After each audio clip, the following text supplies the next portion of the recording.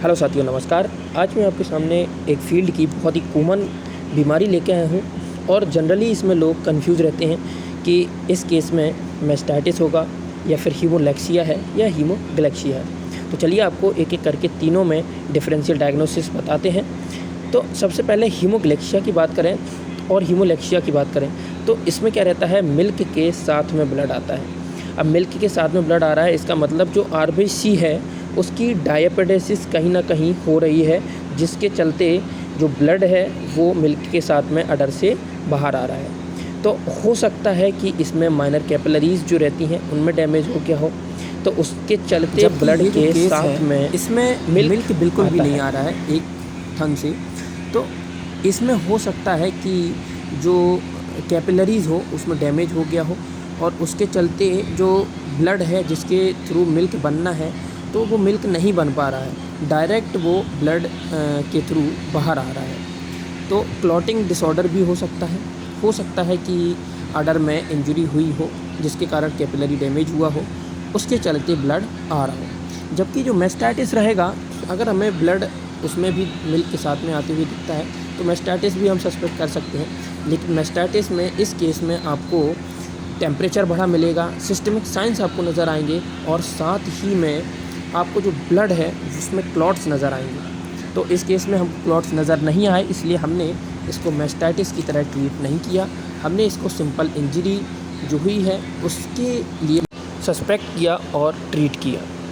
इसके अलावा एक कंडीशन और बनती है, जब भी मिल्क के साथ में ब्लड आता है तो हम उसको लेप्टोस्पायरा का इन्फेक्शन भी सस्पेक्ट करते हैं। तो लेप्टोस्पायरा के इन्फेक्शन में जनरली उसको कोल्ड मेस्टाइटिस बोलते हैं। तो इसके चलते जो अडर रहेगा उसमें आपको वो कोल्ड देखने को मिलेगा, वो ठंडा देखने को मिलेगा और साथ ही में वहाँ पे सॉफ्टनेस देखने को मिलेगी। तो अगर अडर कोल्ड है साथ में सॉफ्ट है तो वह लेप्टोस्पायरा का इन्फेक्शन हो सकता है, लेकिन जनरली ये हमें देखने को कम ही मिलता है। अब अगर इसमें मेस्टाइटिस नहीं है तो फिजूल की एंटीबायोटिक्स का यूज़ करना कोई ज़्यादा फ़ायदेमंद नहीं रहता है। तो एंटीबायोटिक्स का यूज़ फिजूल रहता है इसमें यूज़ करना।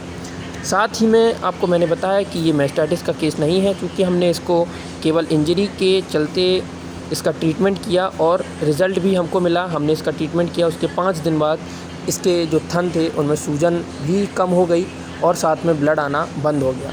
धीरे धीरे ये जो ब्लड है पहले आपको स्लाइट पिंकिश देखने को मिलेगा, उसके बाद जो है ये वाइट के फॉर्म में आपको चेंज होगा और प्रॉपर उसमें से मिल्क आना चालू हो सकता है।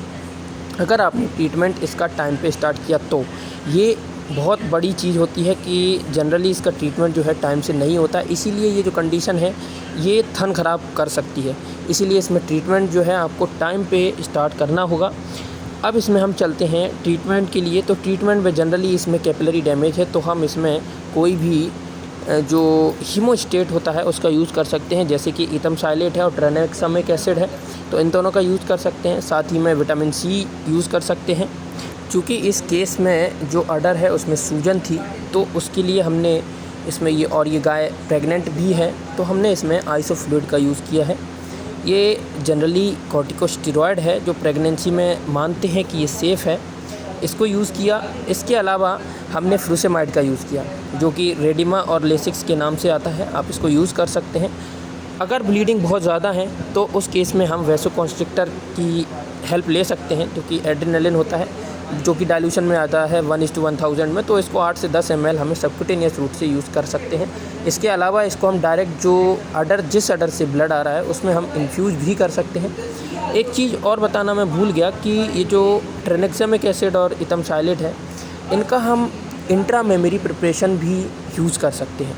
तो ये यूज़ करके हम इस कठिन से कठिन ऐसे केस को मैनेज कर सकते हैं। मेरे साथ बने रहने के लिए आप सभी का बहुत बहुत धन्यवाद। अगर आपने अभी तक हमारे चैनल को